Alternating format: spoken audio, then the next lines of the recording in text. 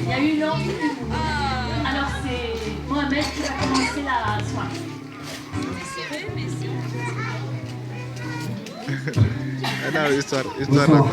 Histoire racontée là. Vous aimez rire? Ok. Si vous êtes prêts, je vais vous raconter une petite histoire drôle. Du coup, vous allez bien porter attention parce que je vais raconter une histoire dans un langage un peu connu parce que nous avons des enfants. Et quiconque va me suivre mieux va aller mieux parce qu'il va comprendre l'histoire. Du coup, c'est l'histoire d'une dame qui était infidèle. On sait tous que l'infidélité est une chose qui n'est pas du tout bonne. C'est une dame qui était habituée à chaque fois à tromper son mari. Son mari qui était un travailleur nocturne, qui partait de soirée au travail. Un jour, son mari a eu du travail qui devait le prendre une semaine. Du coup, il a appelé sa femme, il a dit à sa femme que ben voilà, je dois aller pour un travail qui va me prendre du coup une semaine.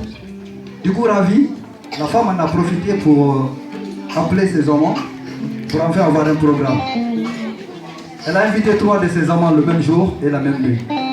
Du coup, c'était le jour du départ du mari. Mais malheureusement pour la femme, le mari s'est rendu au lieu du travail, le travail n'a pas marché. Donc du coup, il avait été obligé de revenir chez lui. Alors là, c'est là où ça a chauffé. Du coup, de retour chez lui, elle est venue, sa porte était fermée et sa femme était avec 3 autres garçons dans sa maison. Il a frappé à la porte. La femme a demandé aux 3 messieurs de venir se cacher sous le lit, ce qui fut fait. Il est rentré dans sa maison, mais bizarrement, il remarque qu'il y a quelque chose qui est étrange avec sa femme. D'habitude, elle n'est pas comme ça. Du coup, il s'est assis sur son lit. Il s'écria « Oh le monde ». Coutume chez nous de dire « Oh le monde » quand il y a un problème. C'était ici qu'il y avait un monsieur, parmi ces 3 messieurs qui étaient sur le lit, qui s'appelait malheureusement le monde. Du coup, il a pensé qu'il était gravé, que le monsieur avait su qu'il était sous le lit. Et là, il a sorti sa tête, il a dit, mais attention, mais je ne suis pas seul, je suis avec 2 autres. Le monsieur a dit, ah bon, si vous êtes venu faire sur moi, alors on a ça avec ma femme. Du coup, pour se défendre, le monsieur a dit, ben voilà, comme tu n'étais pas là, tu étais parti en voyage, nous avons pensé que madame peut avoir fait derrière toi. Donc du coup, nous en avons profité pour envoyer du manger à ta femme derrière toi. C'est ainsi que le monsieur a demandé aux hommes de présenter ce qu'ils ont pu apporter comme manger à sa femme, à son insu. Du coup, il y avait un qui était venu avec un sac plein d'oranges, l'autre était venu avec un sac plein de mangue, et le 3e avait un sac plein de pastèques.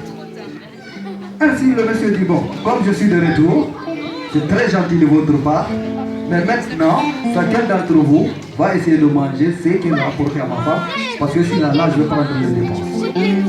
Du coup, le premier qui avait les oranges a commencé. Il a mangé, il a bu les oranges, mais jusqu'au milieu du sac, il ne pouvait pas les finir. Le monsieur dit, il n'y a pas de problème, comme tu n'arrives pas à finir ces oranges, donc on va procéder ainsi. Là, tu te tournes, tu baisses le pantalon, et le reste d'orange, je mets là-bas. Dans un langage connu. Le second est venu avec ses mangues. Il en a bouffé, mais il n'a pas pu terminer le sac. Le monsieur lui a dit, ok, toi aussi on va faire comme le premier, comme tu n'as pas pu terminer tes mangues, donc du coup, tu te tournes, tu descends le pantalon, on fait comme le premier. Ah, il fallait voir maintenant pour le 3e. Les 2 premiers se sont mis à rire, à ricaner, et le monsieur leur demanda, mais vous là, qu'est-ce qui ne va pas, vous êtes en train de rire? Ils ont dit, mais monsieur, vous m'imaginez, si celui qui a un sac de pastèques n'arrive pas à finir ses pastèques, imaginez la suite. Donc, c'était la petite histoire drôle que j'avais pour vous. On va passer maintenant à la musique. Je vous remercie.